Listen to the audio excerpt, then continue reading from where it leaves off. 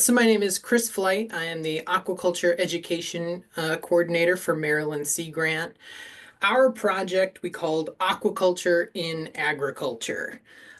It started as a loose partnership between Maryland Sea Grant and the National Council for Agricultural Education. Um, we had noticed and they had reached out to us. They had some outdated resources on their websites, high quality material, but from the 1980s. And they were looking for a way to update that. And so we had started kind of a preliminary partnership with the folks from the council. And this grant opportunity came along, which allowed us to not only update or provide a new set of resources for the council, but to pull in a huge network of educators that we had not previously worked with. So some of the partners that we were able to pull in thanks to this project was University of Maryland Extension, Wisconsin Sea Grant was part of this project, Fishnet, a local restaurant group in Baltimore, Carroll County Public Schools in Maryland, as well as educators that we were put in touch with by the council, McKay High School in Idaho, and then Canton Central School in New York. Next slide, please. And these are just the logos of all of our partners. One more slide, please. All right, so to kind of cut to the end of the story really quick. This project allowed us to connect with partners from across different disciplines. We had traditional science educators, we had agricultural science educators, we had career and technical education teachers, but we also had industry partners from the restaurant industry, and then multiple formal and informal education partners for the different extension and Sea Grant groups. I'm primarily used to working with educators in Maryland, the surrounding states as well, but this project truly allowed us to connect with educators from across the country. In addition to our primary partners, part of this project involved doing teacher interviews where we were asking teachers different hiccups that they ran into, common challenges that they ran into implementing aquaculture education in their classrooms. And that allowed me to speak with multiple educators from Wisconsin, from New York, from Idaho, from Washington State, throughout Maryland, and a couple others.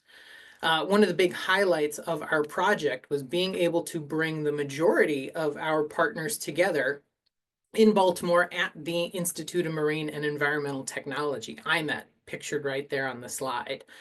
Over the course of 2 days of meetings, I was the pink cat that you see on the screen, furiously scribbling notes, capturing everyone's feedback. That led me to my teacher interview process.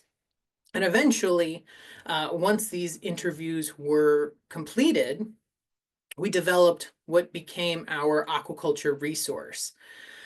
Turns out it was not the update or a one-to-one replacement of the council's resources that we had originally been talking about. Through all of our interviews with educators and speaking with our industry partners, one of the big apparent needs that came out to us was that there is a wealth of information available online for dealing with different aquaculture related challenges. The difficult bit is finding what works for you. And I can't tell you the number of teachers who, during my interview process, said something along the lines of, if only I had known X when I started, or if only I had had this conversation with my principal or this discussion with my facilities folks. And that really shaped how the resource that we created came together and formed this planning guide that we've developed. Next slide, please. The big issue that we encountered was, what is needed? It wasn't necessarily a troubleshooting guide. It wasn't another set of aquaculture curriculum. It was that teachers who were looking to incorporate aquaculture education into their classrooms, those who are looking to start for the first time, felt lost. They could Google, what do I do if I have a dissolved oxygen problem, a nitrogen problem? What do I do if there's algae growing in my tank? And I do want to specify for our project specifically, where we're looking at finfish recirculating aquaculture systems. So these are all tanks in classrooms. They range in size from 5 to 10 gallons to upwards of 250 to 500 to 1,000 for our systems, but I spoke with teachers who are working with 1,000-gallon systems, which was very impressive. And so one of the big needs that we found was that these teachers wanted to know, just what do I need to do to start? And so what we've built in our set of resources is a 3-part guide, really. We have considerations that you should take when you're considering implementing a system. This includes conversations that you as an educator should have with, say, your principal, your facilities staff, other science teachers, what you should think about when you're looking at a classroom space and considering what size or type of system you want to install. We also have a section on best practices, proactive measures that you can take to hopefully avoid problems. And then we finally close out our guide with kind of a checklist to decide what system works for me and potentially what species of finfish I should consider.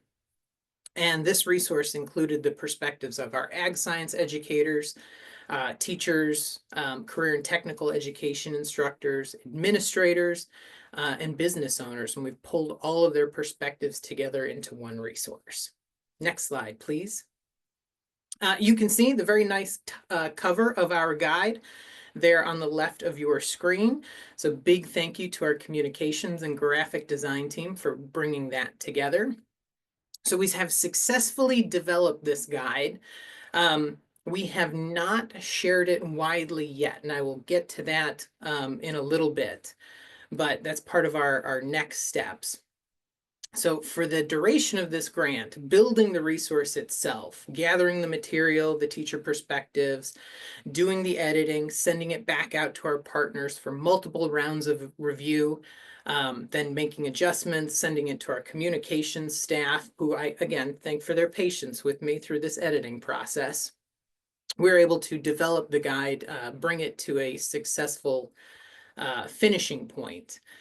But I also think one of the huge highlights of the program for me was the new partnerships that we've built, not only with the council and the education network that they're tied into, but all of the teachers that I got to speak with, all of the different collaborations that came out of our in-person meeting at IMET, folks that probably never would have ended up in the same room together. But thanks to this grant, they were able to begin having conversations that have spun off into different side projects. And we do feel like we kind of filled a niche where there wasn't a ton of resources before. These considerations before you even have the system, before you purchase it online, it comes out of the box, things to think about. Next slide, please. The quote that I have included in the presentation, I pulled out of one of the teacher interviews.